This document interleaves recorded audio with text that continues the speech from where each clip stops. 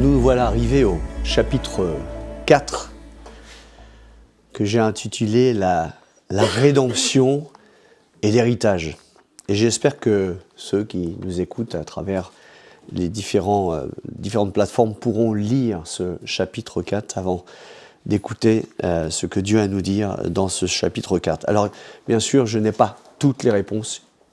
Ce livre est tellement riche de choses, tellement profond qu'il y a encore des choses à découvrir. Mais j'aimerais vous partager ce que Dieu a mis sur mon cœur et ce que j'ai aussi découvert dans mes études. Donc simplement, pour rappel, les 3 petits chapitres avant de terminer le chapitre 4 ou la scène 4. Le premier chapitre, simplement un rappel, c'est le péché rend désert, mais la repentance fait fleurir. C'est le retour de Naomi en Juda et la décision de Ruth. Simplement, un petit verset concernant ce chapitre 1, dans Matthieu 16, 25, il est dit « En effet, celui qui voudra sauver sa vie, la perdra. Mais celui qui la perdra à cause de moi, la retrouvera. Que servirait-il à un homme de gagner le monde entier s'il perd son âme ?» Le chapitre 2, c'était la providence de Dieu, la rencontre de Ruth et de Boaz. C'est l'arrivée de Ruth, la Moabite, dans le pays de la promesse, Juda. Et Boaz nourrit Naomi, Israël la belle, la douce, par le moyen de Ruth, qui représente l'Église. Et j'aimerais simplement ajouter un petit texte, Ésaïe 28, verset 11. Eh bien, c'est par des hommes aux lèvres balbutiantes et par une langue étrangère que l'Éternel parlera à ce peuple. Et enfin, le chapitre 3, le chemin de la rédemption, l'obéissance de Ruth. Matthieu 15, verset 25. Mais elle vint se prosterner devant lui et dit « Seigneur, secours-moi. » Il répondit « Il n'est pas bien de prendre le pain des enfants et de le jeter aux petits chiens. » « Oui, Seigneur, dit-elle, mais les petits chiens, les étrangers, mangent les miettes qui tombent de la table de leurs mains. » Alors Jésus lui dit « Femme, ta foi est grande, sois traitée conformément à ton désir. » Donc nous sommes dans la scène 4. Boaz monte à la porte de la ville et il s'y arrête. C'est le lieu de rencontre. C'est le lieu des arrangements, des prises de décision, des négociations. Et cela se passe devant témoins. Et j'aimerais parler d'abord du lieu. C'est très important, le lieu. Il nous est parlé que c'est devant la porte. Devant la porte, ce n'est pas au milieu de la porte. Ce n'est pas après la porte, c'est à l'extérieur de la ville. Mais quand même devant la porte. Et cette fois, ce n'est plus l'engagement de Naomi et de Ruth qui fera basculer l'histoire vers une rédemption totale, mais un autre engagement. Ce basculement commence par un lieu. C'est le lieu où l'on réclame, où l'on plaide son droit. C'est comme une frontière qui permet de régler ce qui est en droit de passer ou d'être refusé. C'est le lieu où l'on juge de tout, où l'on constate qui dit la vérité et qui est faux. C'est un lieu de croisement, de sacrifice, où l'on perd ou bien l'on gagne un marché, une négociation. C'est le lieu de la défaite, mais aussi de la victoire, où les masques tombent. Dans Hébreux 13, verset 12, il est dit ceci. Voilà pourquoi Jésus aussi, afin de procurer la sainteté au peuple au moyen de son propre sang, a souffert à l'extérieur de la ville. Vous savez, quand il y avait le tabernacle, on égorgeait l'agneau, et l'agneau ensuite, quand on présentait à l'intérieur le sang de l'agneau, eh bien l'agneau était brûlé à l'extérieur, égorgé et brouillé à l'extérieur du tabernacle. C'est pour ça qu'il est dit il a souffert à l'extérieur de la ville. La deuxième chose que j'aimerais vous dire, c'est qu'il y a deux personnages importants, deux oppositions. Il y a deux antagonistes sur ce lieu de passage. Et ils sont en opposition totale. Comme Dieu est en opposition avec les esprits du monde, avec Satan. Avec une vision et une attitude totalement différentes. Le premier ne se donne aucun repos, comme on l'a lu simplement à la fin du chapitre 3. Il monte à l'assaut. Pourquoi il monte à l'assaut? Give her a sweet. Parce qu'il aime Ruth. Parce qu'il aime Ruth. Vous savez, je pensais, moi, quand je suis tombé amoureux de ma femme, il n'y avait rien qui comptait. Je me suis donné aucun repos. Et ça, c'est l'amour. Si vous tombez amoureux de quelqu'un et que vous vous donnez du repos, etc., c'est que vous n'êtes pas vraiment amoureux. Mais je me suis donné aucun repos. Je n'avais qu'un but. Et il pouvait y avoir toutes sortes de bruits, toutes sortes de choses qui pouvaient me décourager. Je n'avais qu'un but pour ma belle. Et je crois que Jésus, qui est représenté par Boaz, ne s'est donné aucun repos. Alors que l'autre est de passage, il n'a donc pas d'égard, l'autre, bien sûr, qui, on l'appelle un tel, envers Ruth, l'étrangère, car il est déjà en possession de ce droit. Il essaye de se dérober, mais Boaz l'interpelle. Boaz est décidé d'obtenir ce qu'il veut, car il aime. Il veut défendre la veuve, l'orpheline, l'affligée, l'esclave, celle qui a un héritage lourd. Il combat pour ceux et celles qui veulent revenir pour lui, pour ceux qui viennent à lui. Boaz est l'image de Jésus, l'homme spirituel. Il nous aime. Il s'intéresse à notre avenir, malgré notre condition. Il veut déposséder l'ayant droit. Il n'a qu'un but, ouvrir une brèche, une porte. Il désire donner un héritage. Alors que l'homme charnel, représenté par l'autre parent, a des droits sur nous tous. Il a des droits sur Ruth. Ce monde appartient à Satan. Comme Christophe nous l'a dit si bien, dimanche dernier, tout lui appartient depuis la chute de l'homme. Et il a pour seul et unique objectif, c'est de détruire les œuvres de Dieu. Et sachant qu'il est le premier ayant droit de rachat, il n'a donc aucun égard envers tous les hommes, le peuple de Dieu d'abord, et les étrangers ensuite. Le monde, vous savez, le monde n'en a que faire de nous. Il n'a aucun amour, aucun désir de nous voir vivre pleinement dans la paix, dans la joie, dans la sérénité, dans cette espérance d'un salut éternel, de quelque chose que nous avons perdu. Il n'a aucun héritage véritable pour nous. Le seul héritage qu'il offre est de nous laisser esclaves en nous faisant croire en une sécurité qui semble confortable, mais qui nous enferme, nous éloigne de quelque chose de plus grand, de plus noble, de plus précieux que l'or et l'argent. Il finit par nous éloigner pour l'éternité de l'héritage de Dieu. Ça me rappelle un petit peu les magiciens. Quand Moïse est venu à la rencontre du Pharaon avec Aaron, et donc il y avait des magiciens, et ils ont fait des tours de passe-passe, et tout ça réconfortait certainement les Égyptiens. Et bien voilà la proposition du monde. Ce sont des tours de passe-passe. N'oublions pas que Satan est le père du mensonge. Tout n'est que mensonge. Cette différence et cette place entre les deux antagonistes est précisée dans 1 Corinthiens chapitre 15, versets 46 et 47. On va voir cette différence dans le Nouveau Testament. C'est Paul qui parle. Il dit, le dernier Adam est un esprit que communique la vie. C'est Jésus. Mais ce n'est pas le spirituel qui vient en premier. C'est le naturel, l'homme charnel.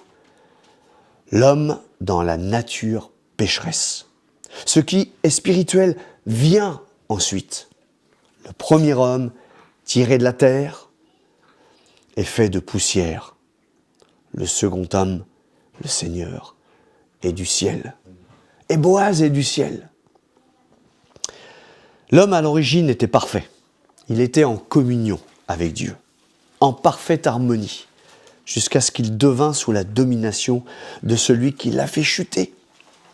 Alors Satan est devenu le premier ayant droit de rachat.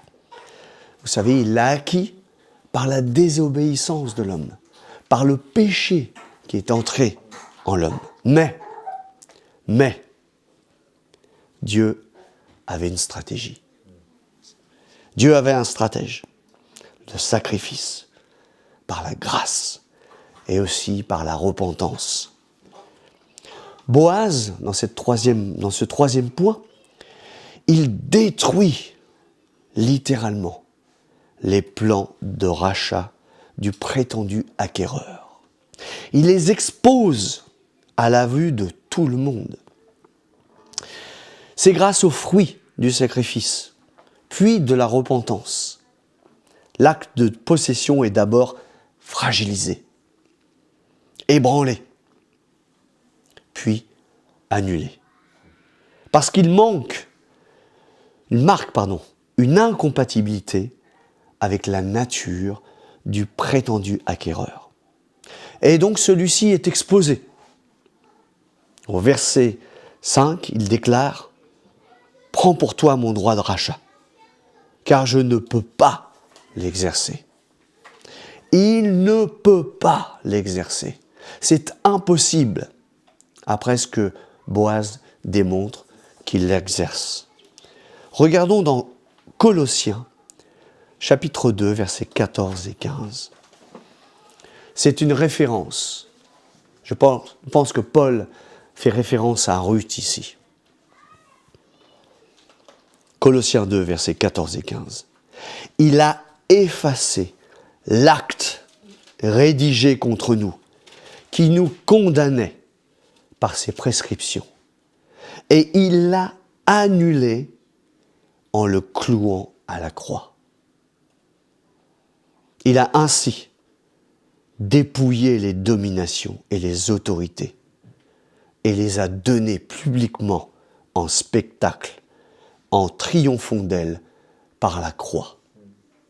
S'il n'y avait pas eu la croix, il n'y aurait pas eu d'annulation. Ce personnage ne pouvait pas racheter ce droit. Pourquoi ?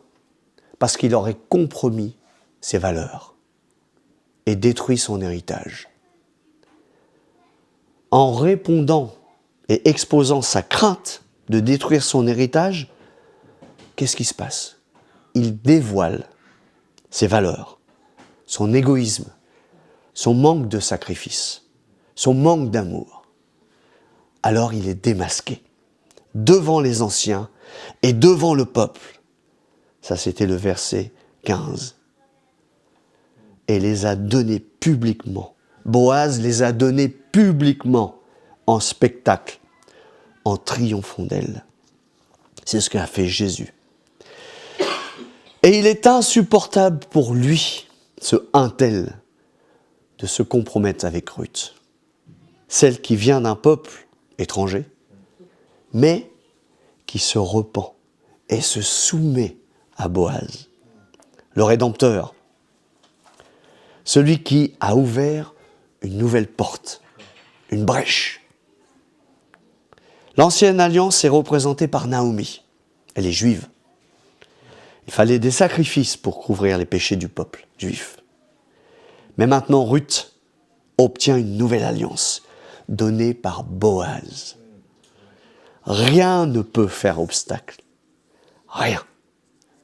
Donc il y a ce refus. C'est mon 4e point. Il refuse donc ce droit de rachat. Verset 6, celui qui avait le droit de rachat répondit « Je ne peux pas exercer ce droit de rachat pour mon compte. Sinon je détruirai mon héritage. Prends pour toi mon droit de rachat, car je ne peux pas l'exercer. » Il se répète. Et cela est manifeste à tous ceux qui sont là. Cet homme est égoïste, je le répète, il ne veut pas partager son héritage avec les enfants de Ruth. Il est incompatible, il est faux et malhonnête. Boaz n'a aucun compromis avec cet homme, ne fait aucun compromis avec cet homme. Il ne peut pas avoir de lien avec lui, car il n'y a rien en commun avec ce que Dieu nous offre, avec cette vie en sacrifice. Une vie selon ses valeurs, son héritage. Seulement, nous devons tous être prêts à lui confier entièrement notre vie. Ruth était prête à lui confier entièrement sa vie. Pas une partie de sa vie, entièrement sa vie. Si nous confessons nos péchés, si nous reconnaissons Jésus comme Sauveur et Seigneur, alors Satan n'a plus de pouvoir sur nous. Satan est obligé de renoncer à ses droits sur nous. Jésus, par son sacrifice, a vaincu la mort. Celle qui nous condamne. Non pas la mort physique, car nous allons tous mourir, sauf si Christ revient. Mais celle qui nous condamne et nous rachète, et nous pouvons dire comme Paul, dans Romains 8, 38, vous connaissez bien, en effet, nous avons l'assurance que ni la mort, ni la vie, ni les anges, ni les dominations, ni le présent, ni l'avenir, ni les puissances, ni la hauteur, ni la profondeur, ni aucune créature pourra nous séparer de l'amour de Dieu manifesté en Jésus-Christ, notre Seigneur. C'est terminé. L'ancien contrat qui nous liait a été cassé par Christ. Né de nouveau, dans une alliance incorruptible, si bien sûr nous demeurons en lui. Pourquoi je dis demeurer en lui ? Parce que beaucoup aujourd'hui se donnent à Dieu partiellement, à Jésus, et vivent tantôt selon les règles du monde, tantôt selon les règles de Dieu. Ils pensent être sur le bon chemin, en gardant des idoles de ce monde, des plaisirs, ou exposent autour d'eux un faux évangile, et font fausse route. Je rappelle que Naomi a été attirée par la nourriture d'un autre pays, parce qu'il en manquait. Son mari meurt, ses fils meurent, tout semble partir, car elle s'est réfugiée dans une illusion de bien-être, en cherchant ailleurs sa sécurité. Ma question c'est, te trouves-tu dans une situation similaire où tu n'es pas pleinement en Christ? Où est basée ta foi? Où est basé ton engagement? Parlons maintenant de l'héritage. Quel héritage passeras-tu aux autres, à ta famille de chair et spirituelle? Sera-ce un héritage d'une vie gaspillée, souillée, plein de compromis avec des idoles? Qu'en tireront tes générations à venir de cet héritage? N'oublions pas ce qui s'est passé dans les Juges. Je reprends simplement quelques versets. Juges 2, verset 10. Toute cette génération alla rejoindre ses ancêtres. Parle des générations qui étaient en Christ, en Dieu. Et après, elle surgit une autre génération qui ne connaissait pas l'Éternel, ni ce qu'il avait fait en faveur d'Israël. On se demande pourquoi, bien sûr, la transmission n'a pas été opérée. Les Israélites firent alors ce qui déplaît à l'Éternel et servirent les Baals. Et les Baals d'aujourd'hui, ce sont tout ce qui est loisir, tout ce qui remplace ce que l'on doit à l'Éternel. Ils abandonnèrent l'Éternel, le Dieu de leurs ancêtres, celui qui les avait fait sortir d'Égypte. Il les avait fait sortir d'Égypte. Ils s'étaient quelque part convertis. Et ils survirent d'autres dieux, pris parmi les dieux des peuples qui les entouraient. C'est si facile. Ils se prosternèrent devant eux et irritèrent ainsi l'Éternel. Ils abandonnèrent l'Éternel et servirent Baal et les Astartés. Et un peu plus loin dans Juge 5, verset 6, il est dit à l'époque de Chagar, fils d'Ana, à l'époque de Jaël, les routes étaient abandonnées. Et ceux qui voyageaient prenaient des chemins détournés. Et c'est vrai que beaucoup aussi veulent prendre des chemins détournés. Ils ne veulent pas marcher sur ce chemin difficile qui est le chemin de la foi. Même dans la détresse, il nous faut mettre Dieu en premier, l'honorer, l'aimer, le prier, l'adorer, rechercher sa face, le mettre au centre de notre famille, au centre de nos discussions, insister en tout lieu, en tout temps, faire sa volonté et non la nôtre, comme Ruth l'a fait, comme Noémie qui est revenue vers ce sentier, peut-être difficile au départ, car Dieu nous donne un héritage, des valeurs incorruptibles, indestructibles, que nous devons transmettre par notre façon de vivre et de demeurer en lui. Il veut nous faire entrer dans sa famille, comme celle de Rachel et de Léa, qui sont mentionnées dans le chapitre 4, et qui ont donné naissance à la communauté d'Israël. Et l'Église, l'épouse de Jésus, Ruth devint l'épouse de Boaz. Cette Église qui est cette nouvelle communauté est active si elle reste soumise à son Sauveur et Seigneur, sous la royauté de son Rédempteur. L'assemblage donc de Noémie, la juive, et de Ruth, l'étrangère, la non-juive, et de Boaz, le Rédempteur, forment l'Église. Parce que Jésus-Christ est notre chef. Je ne suis pas le chef des uns et des autres. Jésus est le chef de l'Église. Jésus est celui qui vient chercher l'épouse. L'histoire se finit par la liste des descendants de Ruth. Descendants qui sont bénis, parce qu'il y a eu la transmission, qui ont été instruits et qui ont marché dans les voies de Dieu. C'est l'héritage que nous devons promulguer. Ne salissons pas la valeur de ce rachat du Rédempteur qui a tout sacrifié pour nous à la porte de la ville, à l'extérieur de la ville, qui a négocié sa vie de son sang, de ses meurtrissures, afin de nous racheter. C'est quelque chose d'incroyable. Tout l'or et l'argent du monde n'auraient pas suffi à racheter notre âme.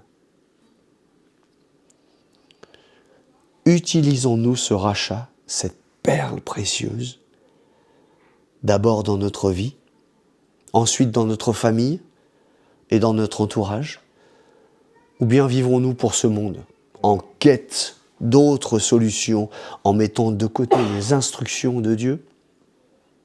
Les temps, vous savez, sont incertains. Quant au retour de Boaz pour la nouvelle et la dernière moisson, Jésus nous trouvera-t-il en train de moissonner, comme Boaz a trouvé Ruth, qui moissonnait? En train de travailler? En train d'avoir des valeurs qui sont réelles, quand Ruth a pris soin de Noémie? De faire valoir ce rachat? Ou nous trouvera-t-il en train de nous amasser des trésors périssables? J'aimerais conclure. Cette histoire nous amène à considérer deux points essentiels, deux chemins. Premièrement, si tu as soif de quelque chose de réel, de vrai, d'honnête, et que tu as été déçu par le monde qui t'entoure, comme Ruth a été déçue dans son pays, Moab, alors viens et vois, viens et goûte. Car l'Éternel est bon, car Dieu est bon. Et découvre celui qui veut te racheter. Détourne-toi du contrat du monde. Il a été rendu caduc, il a été cassé. Deuxième chose, si tu as, comme Noémie, quitté le chemin, parce que tu pensais mieux trouver ailleurs, alors il est préférable pour toi de revenir avant que ça soit trop tard. Ne cherche pas d'excuses, on peut trouver tous des excuses. Il m'a fait mal, etc. J'étais mal reçu. Ce sont des excuses qui ne tiennent pas. Jésus est le seul chemin. Il est le chemin, la vérité et la vie. Et tous un jour, nous devrons faire face à Jésus. Et il n'y aura aucune excuse. Ce n'est pas des richesses matérielles que Dieu nous propose, mais bien plus. Change de cap aujourd'hui. Détourne-toi de tes idoles mortes et corruptibles. Et j'ai eu cette pensée de, vous savez, quand on vient à cette porte encore, c'est pourquoi il y avait des aiguilles dans les villes principales d'Israël, du Moyen-Orient, des aiguilles, une aiguille particulièrement. Eh bien, le soir tombé, on fermait la grande porte. Et donc, ceux qui voulaient passer des choses, peut-être, ont fermé les portes parce que c'était dangereux, il y avait des ennemis potentiels. Et donc, celui qui voulait passer avec son chameau devait déshabiller son chameau de toute marchandise pour ne pas y introduire de choses suspectes et pour protéger ainsi la ville de choses qui puissent rentrer en nombre. Eh bien, quand on vient à Jésus, on doit tout déposer. On ne peut entrer vraiment dans ce pardon si on laisse tout déposer à Jésus, si on laisse complètement notre vie. Et Ruth et Naomi sont venues, elles n'avaient rien. Et Ruth n'avait rien. Et elle a tout déposé devant Boaz. Et elle a été rachetée, bien sûr. Voilà, je vous laisse ce message. J'espère n'avoir pas été très long. Mais réfléchissez, réécoutez, relisez. Et vous allez découvrir pour vous-même ce mystère qui est le sacrifice de Christ. La grâce de Dieu au travers de son Fils et ce cadeau merveilleux, ce pardon, à travers cette histoire, qui est un parallèle formidable avec ce que Jésus a fait pour nous. Amen.